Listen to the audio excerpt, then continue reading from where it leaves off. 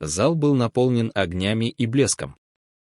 Хрустальные люстры переливались, отражаясь в бокалах с шампанским, музыка оркестра лилась мягким фоном. Это был благотворительный вечер, еще один повод для богатых показать свое превосходство.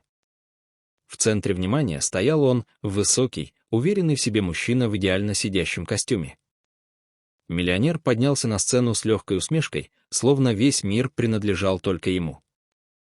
«Ну что ж, дамы», — протянул он, медленно обводя зал взглядом. «Раз уж мы все собрались повеселиться, устроим маленькую игру». Зал оживился, послышались смешки, кто-то уже предвкушал очередной каприз богача. Он выдержал паузу, наслаждаясь вниманием, и добавил громко, чтобы слышали все. «Кто осмелится станцевать степ здесь, на этой сцене, прямо сейчас, я женюсь на ней». Смех и изумленные возгласы разнеслись по залу.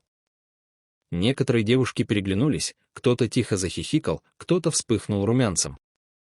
Но ни одна не двинулась с места, танцевать степ на глазах у сотен гостей. Слишком рискованно. Ну что? Никого. С притворным сожалением развел руками миллионер. И вдруг из угла, где стояла с ведром и шваброй, шагнула вперед она, женщина в серой форме уборщицы. Все взгляды разом устремились на нее. «Я попробую», — прозвучал ее спокойный голос, в котором не было ни тени страха. Зал ахнул. Миллионер прищурился и чуть склонил голову, не веря своим глазам. Музыка заиграла негромко, будто пробуя ее силу. Первые удары каблуков были робкими, будто женщина прислушивалась к самому полу. Несколько человек в зале усмехнулись, ожидая неловкого зрелища. Но уже через несколько секунд ритм изменился, ее шаги стали уверенными, быстрыми, точными. Каблуки ударяли по сцене так четко, что оркестру пришлось подстраиваться под ее темп. Каждый стук отзывался эхом в груди у зрителей, превращаясь в живую мелодию. Она будто разговаривала ногами с музыкой, отвечала на каждую ноту, иногда обгоняя ее, иногда играя наперекор. Шорох и смех исчезли. Наступила тишина, наполненная только звуком ее танца. Глаза людей округлялись, в ней не было ни стеснения, ни унижения, только страсть и сила, будто она всю жизнь ждала именно этого момента. Она кружилась, выбивая каблуками сложнейшие дроби, и каждый ее шаг звучал как вызов залу, судьбе, самому миллионеру. Пот срывался с ее лба, но движения становились все быстрее, все мощнее, пока зрители не начали вставать со своих мест, словно подчиняясь невидимой силе ритма. Даже оркестр замолк, оставив ее наедине со сценой. И теперь весь огромный зал слушал только одно — сердце женщины, превращенное в ритм степа. Миллионер, сидевший в первом ряду, поймал себя на том, что его ладони дрожат, а взгляд прикован к ее ногам. Он больше не усмехался. Шепот мгновенно разнесся по залу, словно легкий ветерок, прошелся между столиками. «Ты посмотри, это же уборщица. Да она и танцевать-то, наверное, не умеет. Господи, какой позор!» Некоторые дамы с жемчужными ожерельями прижали веера к губам, чтобы скрыть усмешки. Молодые мужчины переглядывались, качая головами, никто не воспринимал ее всерьез. Миллионер чуть склонил голову набок и усмехнулся. «Ты серьезно думаешь, что сможешь меня впечатлить?» В его голосе звучало больше насмешки, чем вопроса. Она не ответила. Просто посмотрела на него спокойными глазами, в которых не было ни тени смущения. Ее молчание сбило его с привычного ритма. И вдруг женщина наклонилась, сняла свои старые, местами протертые кеды и аккуратно поставила их у края сцены. На ее ногах оказались поношенные, но настоящие степ-туфли, кожа была треснувшая, каблуки стертые, но они явно видели не один танец. Зал загудел. Кто-то вскрикнул. У нее степ-обувь. Она поправила волосы, закатала рукава серой формы и встала в центр сцены. В этот момент смех в зале постепенно стих. Даже те, кто секунду назад издевался, теперь замолчали, не отрывая взгляда от женщины, которая вдруг перестала казаться просто уборщицей. Миллионер впервые нахмурился, в его глазах появилось любопытство, смешанное с легким недоумением. Когда последний удар каблуков разнесся по залу, будто молотком по камню, музыка оборвалась. Женщина остановилась в центре сцены, тяжело дыша, с прижатыми к груди руками. Пот блестел на ее висках, но в глазах горел огонь, не усталость, а гордость. Зал погрузился в странную тишину. Никто не осмелился ни вздохнуть, ни пошевелиться. Люди смотрели на нее так, будто только что увидели чудо. Те, кто еще недавно шептались с насмешкой, теперь сидели с открытыми ртами. Даже те, кто всегда казался невозмутимым, выглядели потрясенными. Время словно застыло. И только один человек двинулся, миллионер. Он медленно поднялся со своего места. Его лицо было другим, исчезла насмешка, самодовольная ухмылка, с которой он бросал вызов. Теперь он смотрел на нее так, словно впервые в жизни увидел настоящую женщину. Их взгляды встретились. Она не отвела глаз, хотя еще секунду назад перед ней был человек, которого многие боялись. В ее взгляде не было ни просьбы, ни страха, только спокойное достоинство. Миллионер сжал пальцы в кулак, будто пытаясь справиться с нахлынувшими эмоциями. В зале повисла тишина, такая густая, что можно было услышать, как где-то в углу тихо упало чье-то кольцо со стола. Никто не аплодировал. Никто не осмеливался нарушить этот момент. Он медленно поднялся на сцену, и каждый его шаг отдавался в полной тишине. Взгляд публики следовал за ним, будто весь зал превратился в единый глаз. Женщина стояла неподвижно, ее дыхание все еще было сбивчивым, но в осанке чувствовалась непоколебимость. Миллионер остановился перед ней. На секунду он задержал дыхание, словно искал слова.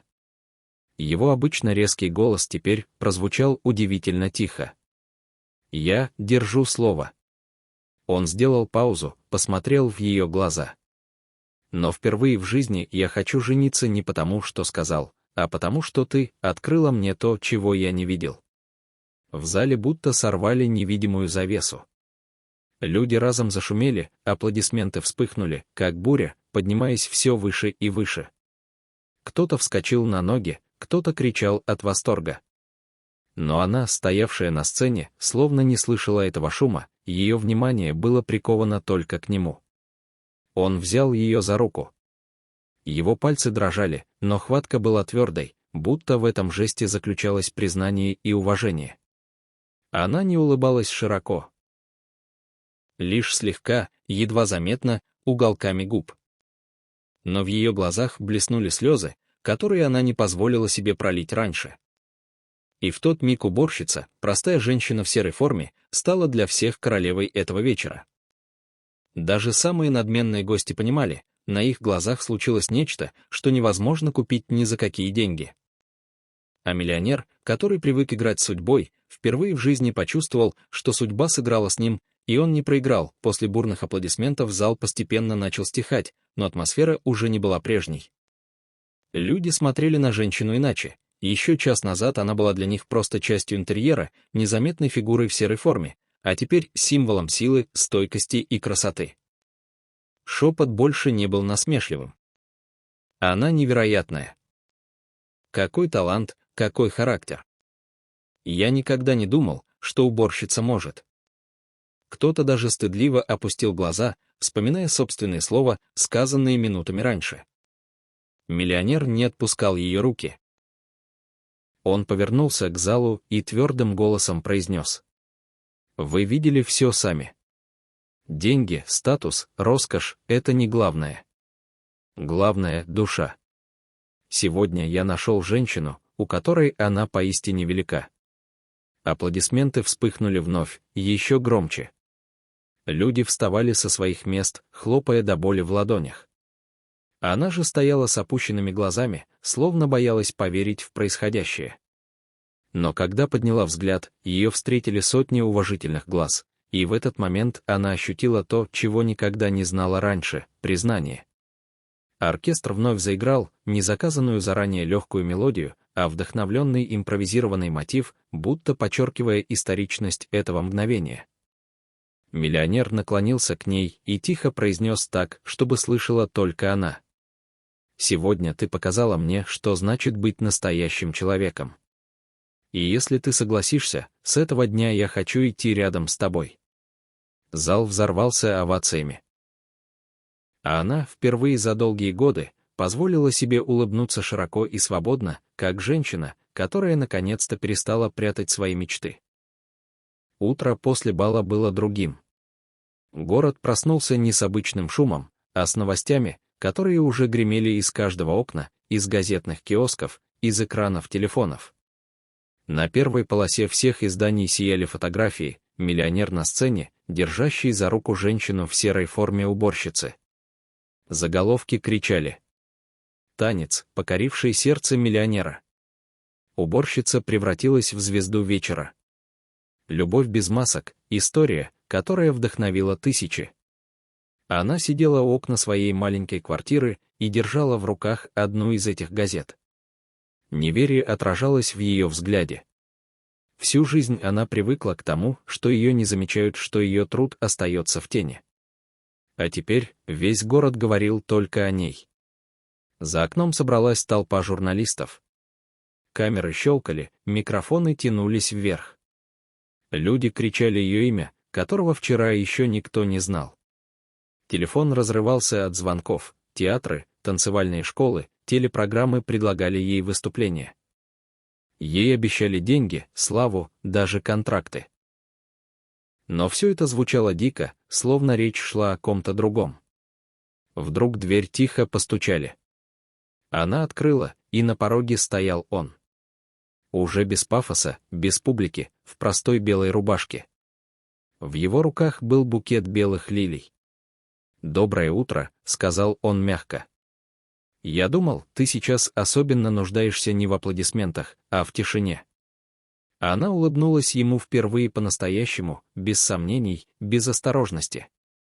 И в тот момент она поняла, весь шум вокруг был лишь эхо. Главное случилось вчера, когда Йоус,